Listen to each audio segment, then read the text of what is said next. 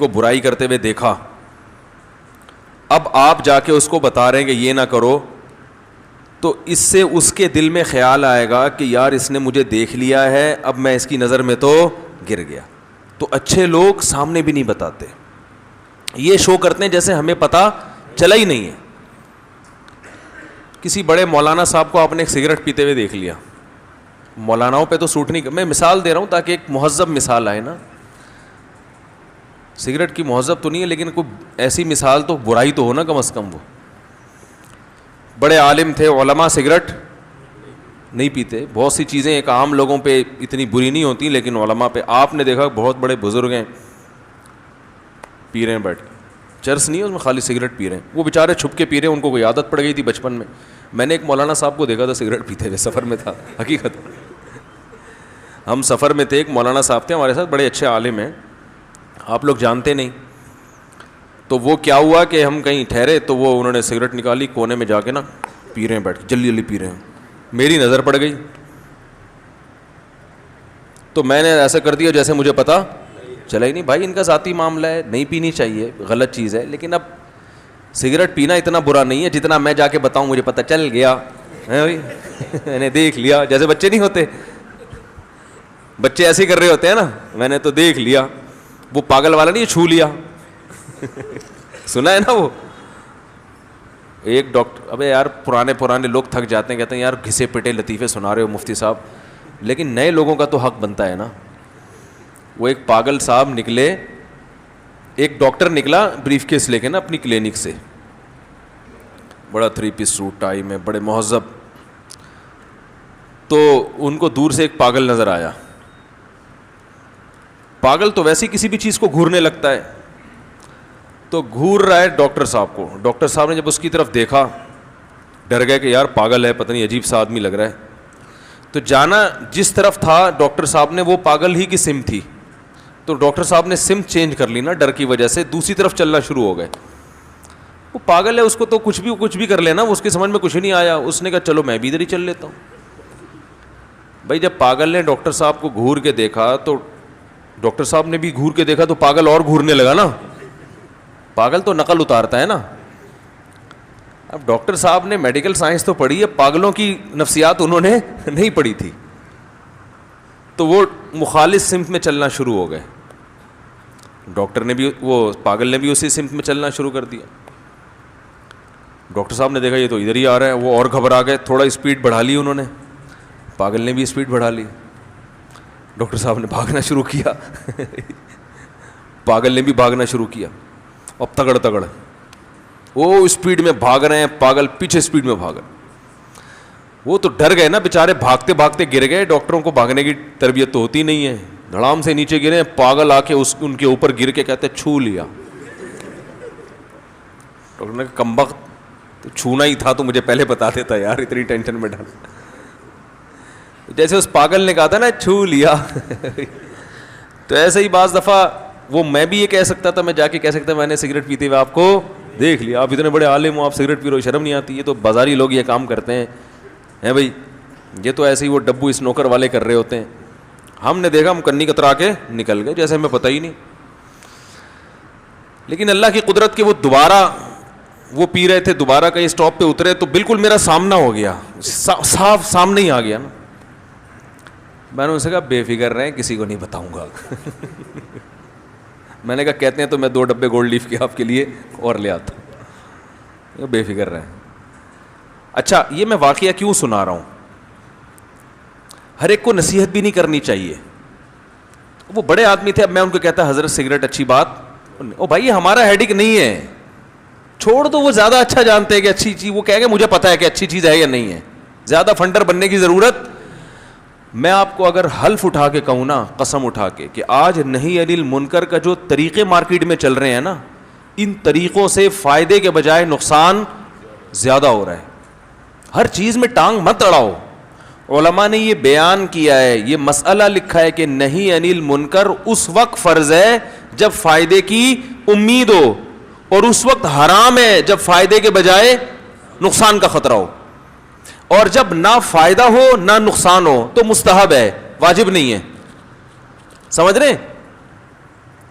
بھائی بعض دفعہ ایسے ہوتا ہے کہ آپ کو پتہ ہے میں اس کو اس گناہ سے روکوں گا یہ نہیں رکے گا, لیکن کوئی نقصان بھی نہیں ہوگا, کوئی الٹا سیدھا فضول باتیں بھی نہیں کرے گا, تو ایسی صورت میں نہی عن المنکر واجب نہیں ہے. یہ جو حدیث میں آتا ہے نا کہ تم لوگوں کو برائی سے روکو, نہیں روکو گے تو کیا ہوگا کہ اللہ سب پہ عمومی عذاب نازل کرے گا. اس طرح کی جتنی حدیثیں ہیں جس میں نہی عن المنکر سمجھتے ہیں گناہ سے روکنا, بہت ساری حدیثیں ہیں جس میں آتا ہے کہ جو گناہ سے نہیں روکتے وہ بھی ان کے ساتھ گناہ میں شریک سمجھے جائیں گے. تو یہ علماء کا اجماع ہے کہ یہ اس صورت میں ہے کہ جب روکنے سے فائدے کی امید بھی ہو. اگر فائدے کی امید نہیں ہے تو پھر گناہ سے روکنا فرض نہیں ہے, لیکن مستحب ہے کہ بھائی شاید فائدہ ہو جائے نا. جیسے قرآن مجید میں آتا ہے کہ اللہ تعالیٰ نے بنی اسرائیل کو حکم دیا کہ ہفتے کے دن مچھلی کا شکار مت کرو. بنی اسرائیل کمبخت ہفتے کو جال لگا لیتے تھے کہ پھنس جائیں گی, نکالیں گے اتوار کو, شکار تو ہو گیا نا وہ. تو قرآن کہتا ہے کہ ایک فریق نے ان کو سمجھانا شروع کیا کہ یہ غلط کر رہے ہو, اللہ کا عذاب آئے گا. تو دوسرے فریق نے کیا کہا, 3 فریق بن گئے تھے, 3 دھڑے. ایک جو اس گناہ میں مبتلا تھا, ایک جو اس گناہ سے روک رہا تھا, اور ایک جو نیوٹرل تھا, روک بھی نہیں رہا تھا.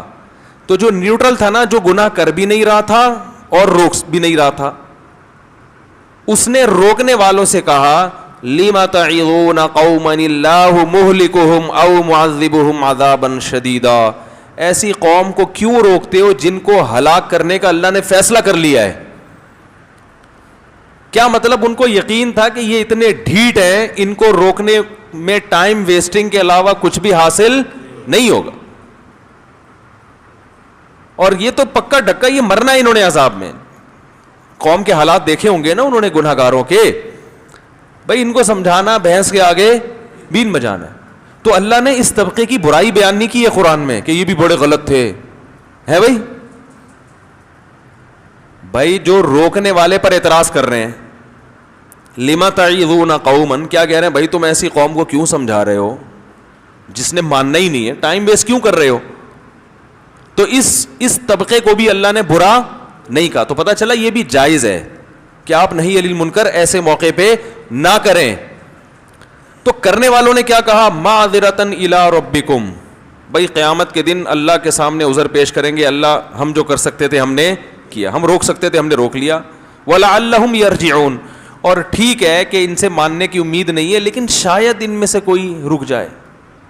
بعض چیزیں انسان اسباب کی دنیا میں ناممکن سمجھ رہا ہوتا ہے لیکن وہ ممکنات میں ہوتی ہیں. تو اس لیے فقہا قرآن و حدیث کو بڑا اچھا سمجھتے ہیں. آج تو بزرگوں سے فقہا سے اعتماد ختم کیا جا رہا ہے نا, کسی سے نہیں سمجھو ہم سے سمجھو. تو ہم ہی پہلے فنٹر دنیا میں پیدا ہوئے ہیں جن سے آپ قرآن سمجھو گے. ہم کہتے ہیں بہت لوگوں نے سمجھا ہوا ہے ان سے سمجھو.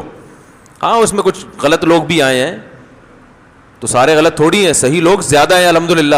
اسلامی تاریخ میں اتنی بدگمانی کہ سب کو غلط سمجھنا شروع کر دو. سارے مفسرین ٹھیک ہیں, سارے محدثین, سارے فقہا, یہ سب صحیح ہیں اور اب تک صحیح آ رہے ہیں. گڑبڑیں بھی ہوئی ہیں لیکن اچھے لوگ بھی ہول سیل کے حساب سے ہیں مارکیٹ میں. ایسا امیج بنایا جا رہا ہے نا, یوٹیوب پہ ایک فنٹر اٹھے گا وہ یہ شو کرائے گا جب میں نے قرآن کو سمجھا, باقی سب کیا کر رہے تھے.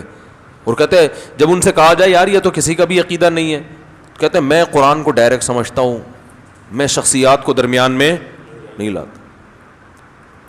تو لوگ بھی تو آپ سے سمجھ رہے ہیں نا, ٹھیک ہے نا, لوگ آپ کی شخصیت کو درمیان میں لائیں تو ٹھیک ہے, اور جب ہم باقی شخصیتوں کو لائیں تو وہ شخصیت پرستی ہے. تو کہتے ہیں ہم دلیل سے بات کر رہے ہیں اس لیے ہماری بات مانو تو شخصیت پرستی نہیں ہے. اس کا مطلب وہ جو پرانے فقہا تھے وہ سنٹیکس بک بورڈ کی کتابیں پڑھ کے انہوں نے فتوے دیے. ایسی ایک صاحب سے میری بات بحث ہو رہی تھی, وہ کہہ رہے ہیں کہ میں نے کہا امام حنیفہ کا یہ قول ہے, کہہ رہے ہیں میں قرآن و حدیث کو مانتا ہوں, امام حنیفہ کو نہیں مانتا. میں نے کہا اس کا مطلب امام حنیفہ تورات انجیل کو مانتے تھے, وہ قرآن و حدیث کو نہیں مانتے تھے. تو یہ لیبل ہے مارکیٹ میں, یہ دم نہیں ہے, ان تلوں میں تیل نہیں ہے, سمجھ رہے ہیں, اس لیے زیادہ ان سے متاثر ہونے کی ضرورت نہیں ہے. تو خیر, تو اللہ, ہاں اس لیے اس آیت سے کیا استدلال کیا, فقہا نے کہ بھائی نہی عن المنکر کی اگر امید ہی نہیں ہے، یعنی امید ہی نہیں ہے ماننے کی، تو پھر چپ رہنا جائز ہے. بہتر اس وقت ہے جب ماننے کے بجائے الٹا اور فساد کی. جیسے آپ نے کسی کو نماز کا کہہ دیا، آپ کو پتہ ہے یہ اتنا غلط آدمی ہے، یہ علماء کو برا بھلا کہنا شروع کر دے گا، اس کو نماز کا بولو گے، جاؤ مانتا نہیں، تو بھائی چپ کرو. کیونکہ جب زبان سے علماء کو نماز کو برا بھلا کہے گا تو اور زیادہ پکا بے نمازی بنے گا. آپ کیوں اس کو ایسے عمل پہ مجبور کر رہے ہو؟ جیسے قرآن میں آتا ہے وَلَا تَسُبُّوا الَّذِينَ يَدْعُونَ مِن دُونِ اللَّهِ فَيَسُبُّوا اللَّهَ عَدْوًا بِغَيْرِ عِلْمٍ. بتوں کو برا بھلا کہنا یہ اسلام کا حکم ہے، اصل حکم یہی ہے. کیونکہ نہی عن المنکر، بتوں کی عبادت ایک منکر ہے نا، منکر کہتے ہیں برائی کو، منکر ہے نا. تو اس منکر کو ختم کرنے کا ایک طریقہ یہ بھی ہے کہ آپ بتائیں کہ یہ لچڑیں کچھ بھی نہیں کر سکتے. ارے ایسے ہی تو ان کے دل سے عظمت نکلے گی نا.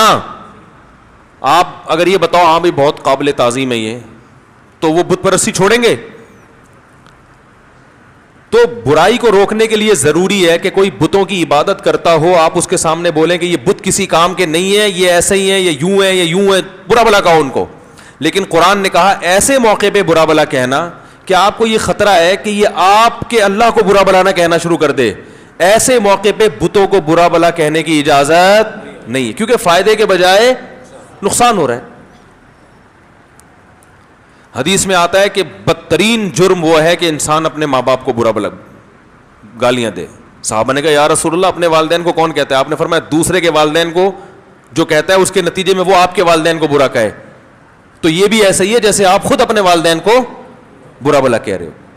تبھی کہتے ہیں نا عزت دو تاکہ تمہاری عزت، ابے بول لو نا کیا ہو گیا، عزت دو تاکہ تمہاری عزت ہو. تو عزت کروانے کے لیے عزت دینی بھی پڑتی ہے سامنے والے کو.